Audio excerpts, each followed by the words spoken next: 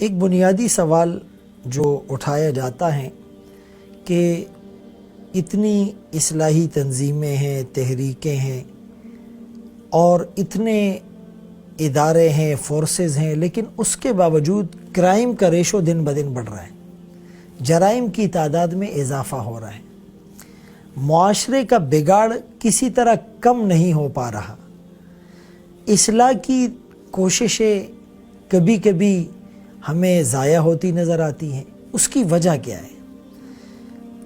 According to my observation, ہم کوئی بھی تحریک، کوئی بھی تنظیم جب بناتے ہیں تو ہمارا سلوگن اور نعرہ یہ ہوتا ہے، آؤ لوگوں کی اصلاح کریں، جبکہ قرآن کریم کا پیٹرن اور اسلوب بالکل منفرد ہے۔ قرآن کریم میں اللہ نے فرمایا، اے ایمان والو، تم پر لازم ہے اپنے نفسوں کی اصلاح۔ جب تمہاری اپنی اصلاح ہو جائے گی تو کسی اور کا گناہ، کسی اور کی برائی اور خامی تمہیں متاثر نہیں کر سکتی۔ ہم جب یہ نعرہ لگاتے آؤ لوگوں کی اصلاح کرے تو غیر محسوس طریقے پر ہم اپنے آپ کو بھول جاتے ہیں۔ یعنی بنی اسرائیل کی ایک خامی بتائی گئی، اتأمرون الناس بالبر وتنسون انفسکم، لوگوں کو تو بھلائی کا، نیکی کا حکم دیتے ہو، اپنے آپ کو بھول جاتے ہو۔ یعنی جب ہم دوسروں کی خامی کو فوکس کرتے ہیں تو اپنی خامیاں وہ اوجھل ہو جاتی ہے، پس پردہ چلی جاتی۔ اور جب تک آپ کی اپنی اصلاح نہیں ہوگی تو آپ کی اولاد بھی آپ سے انسپائر نہیں ہوگی۔ سب سے بڑی جو انسپریشنز ہوتی ہے اولاد کو اپنے ماں باپ سے ہوتی ہے اور پھر اپنے ٹیچر سے ہوتی ہے۔ تو ایک تو قرآن کریم نے دوسرے موقع پر اس کو یوں بتایا، قُوا أَنفُسَكُمْ وَأَهْلِيكُمْ نَارًا، کہ بچاؤ اپنے آپ کو پھر اپنے گھر والوں کو اس آگ سے جس کا ایندھن انسان اور پتھر نے بننا ہے۔ اسی طرح بایزید بسطامی رحمۃ اللہ علیہ سے جب پوچھا گیا کہ جنت کتنی دور ہے، ڈسٹینس کتنا ہے، تو وہ کہنے لگے جنت تو 2 قدم پر ہے، ایک قدم اپنے نفس پر رکھو اور دوسرا قدم جنت میں۔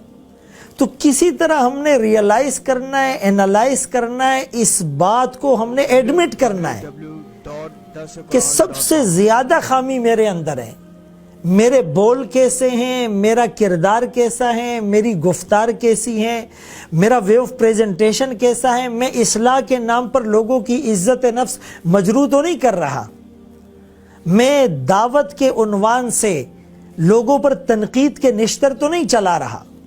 تو سب سے بنیادی بات اس کو ہم فوکس کریں۔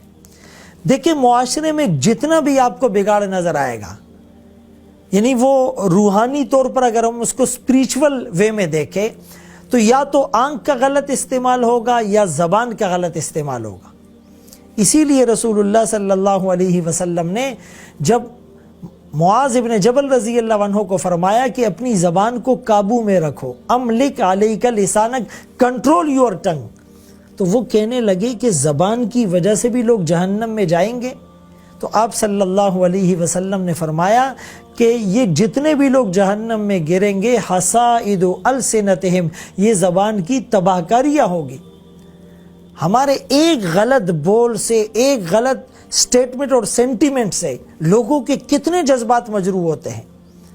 اگر کوئی بہت بڑی شخصیت کا حامل، ہائی پروفائل آدمی ہے جس کی فین فالوونگ اچھی ہے اور ہم نے اس کے خلاف کوئی بات کر دی تو ہم نے لاکھوں لوگوں کی دل آزاری کر دی۔ اسی زبان کے غلط استعمال سے میاں بیوی میں طلاق ہوتی ہے اور جو ہے وہ گھر کا شیرازہ بکھر جاتا ہے اور خاندان جو ہے وہ ایک دوسرے کا دشمن بن جاتا ہے۔ اسی زبان کے بول سے اجنبی عورت اپنی ہو جاتی ہے، نکاح میں ایجاب اور قبول ہوتا ہے، اور اسی زبان کے غلط استعمال سے اپنی بیوی وہ پرائی بن جاتی ہے، طلاق ہو جاتی ہے۔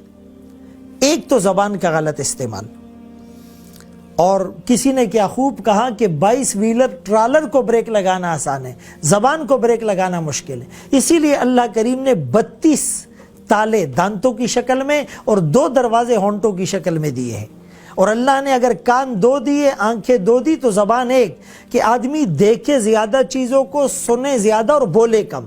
اور دوسری چیز وہ آنکھ کا غلط استعمال ہے، اور حدیث قدسی میں بھی آتا ہے کہ جو میری وجہ سے، اللہ فرماتے میرے ڈر سے بدنظری چھوڑتا ہے، ابدلتہ ایمانا، بدلے میں ایسا ایمان ملتا ہے، یجد حلاوتہ فی قلبی، جس کی حلاوت وہ اپنے دل میں محسوس کرتا ہے۔ یہ شیطان کے تیروں میں سے ایک تیر ہے۔ غلط چیز کو دیکھنے سے ہمارے اعصاب ڈیمیج ہو جاتے ہیں، ہماری پرسنالٹی اس سے متاثر ہوتی ہے، اور اندر کا سارا جو سکون ہوتا ہے وہ بے سکونی میں اور ریسٹ لیس میں تبدیل ہو جاتا ہے۔ اللہ ہم سب کو اپنی زبان اور آنکھ کو صحیح طریقے پر استعمال کرنے کی توفیق نصیب فرمائے۔